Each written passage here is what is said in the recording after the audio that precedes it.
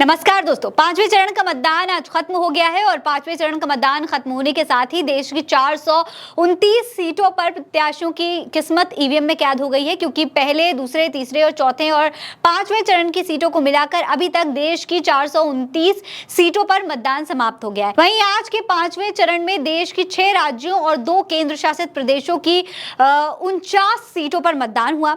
दोस्तों, इन सभी 49 सीटों पर शाम 5 बजे तक करीब 57% मतदान हुआ है, जिसमें से यूपी की 14 सीटों पर शाम 5 बजे तक 55.80% मतदान हुआ है, जिसमें से बाराबंकी में सबसे ज्यादा 64.86% और लखनऊ में सबसे कम 49.88% मतदान हुआ है।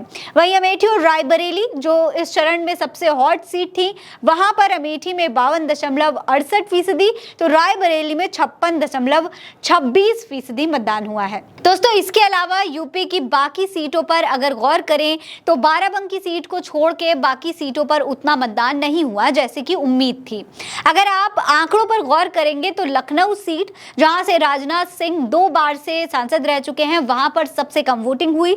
लखनऊ में मात्र 49.88% ही वोटिंग हुई है। इसके साथ ही अमेठी में 53%, कैसरगंज में 54% और कौशाम्बी में 51% मतदान हुआ। गोंडा में 50%, जालौन में 54%, झांसी में 61%, फतेहपुर में 55%, फैजाबाद में 58%, तो बांदा में लगभग 58%, बाराबंकी में 64.86%, सबसे अधिक मोहनलालगंज में 60%, रायबरेली में 56% और हमीरपुर में लगभग 58% मतदान हुआ। दोस्तों, पांचवें चरण के मतदान के बाद राजनीतिक पंडितों का कहना है कि बीजेपी इन 49 सीटों में से लगभग 22 से 25 सीटों पर सिमट सकती है।